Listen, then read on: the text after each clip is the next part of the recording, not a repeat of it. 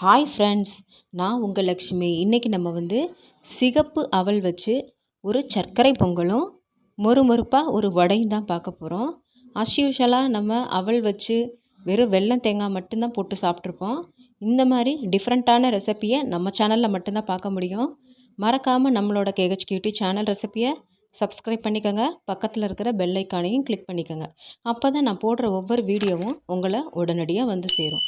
வாங்க வீடியோக்குள்ளே போகலாம்.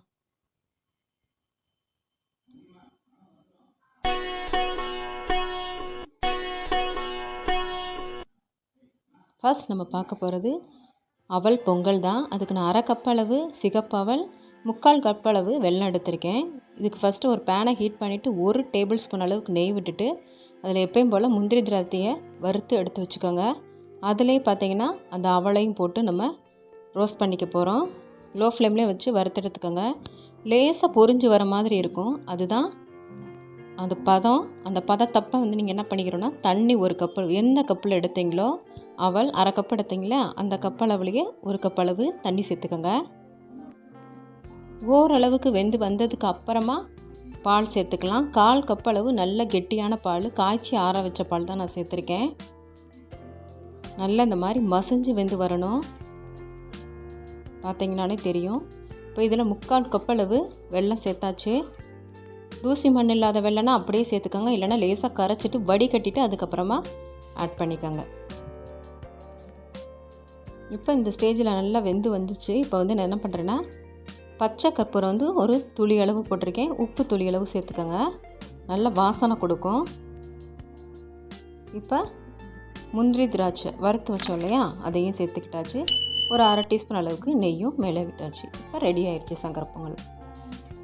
அடுத்தது பார்த்திங்கன்னா வடை தான் பார்க்க போகிறோம். இதுக்கு 1/2 கப் அளவு சிகப்பு அவல் எடுத்து ஒரு 2-3 தடவை நல்லா வாஷ் பண்ணிவிட்டு ஒரு 3/4 கப் அளவு தயிர் எடுத்திருக்கேன். ஃப்ரெஷ் தயிர் எடுத்துக்கோங்க, ரொம்ப புளிச்ச தயிர் வேண்டாம். அந்த தயிரில் இந்த அவலை சேர்த்தாச்சு. இது ஒரு 20 நிமிஷம் ஊறணும். ஊறினதுக்கப்புறம் பாருங்கள் எப்படி இருக்குன்னு சொல்லிட்டு. இந்த மாதிரி நல்லா ஊறி வந்துடணும். ஒரு 20 நிமிஷம் வச்சா நல்லா நமக்கு சாஃப்டாகவும் கிடைக்கும். இதில் ஒரு 1/4 டீஸ்பூன் அளவுக்கு பேக்கிங் சோடா யூஸ் பண்ணியிருக்கேன். உப்பு ஒரு 1/2 டீஸ்பூன் போட்டுக்கோங்க. பேக்கிங் சோடா வேணுன்னா போட்டுக்கோங்க, வேணான்னா விட்டுடலாம். உப்பு சேர்த்தாச்சு. இப்போ சேர்த்து இதை லேசாக மிக்ஸ் பண்ணிக்கலாம். இப்போ இதில் 1/2 கப் அளவு அரிசி மாவு சேர்த்துக்கோங்க. கொஞ்சம் தண்ணியாக இருக்கிற மாதிரி தெரிஞ்சிச்சுன்னா உங்களுக்கு 3/4 கப்பு கூட நீங்கள் அரிசி மாவு சேர்த்துக்கலாம். இப்போ வெங்காயம், பச்சை மிளகா, இஞ்சி நறுக்கினதை சேர்த்துக்கோங்க. கொத்தமல்லி, கருவேப்பிலையும் நல்லா பொடிசாக நறுக்கிட்டு சேர்த்துக்கோங்க. எல்லாத்தையும் சேர்த்து ஒரு கலவையாக நம்ம என்ன பண்ணிக்கிறோன்னா நல்லா மிக்ஸ் பண்ணிக்கிறணும். நம்ம வடை தட்டுற அளவுக்கு அது இந்த பதம் இருக்கணும். ரொம்ப தண்ணியாக இருக்கக்கூடாது. தண்ணியாக இருந்துச்சுன்னா தெறிக்கவும் செய்யும், எண்ணெயும் ஓவராகவும் குடிக்கும். அதனால் கரெக்டாக பார்த்துக்கோங்க. இப்போ தட்டிட்டு நடுவில் ஒரு சின்ன ஹோல் போட்டுட்டு எண்ணெயில் பொரிச்செடுக்க போகிறோம். 2 பக்கமும் பொரிச்சதுக்கு அப்புறமா நம்ம எடுத்துடலாம். பாருங்கள், இன்ஸ்டண்ட்டாக நமக்கு மெதுவடை தயாராகிருச்சு. நம்ம இதுக்கு மாவரைக்கெல்லாம் அவசியமே கிடையாது.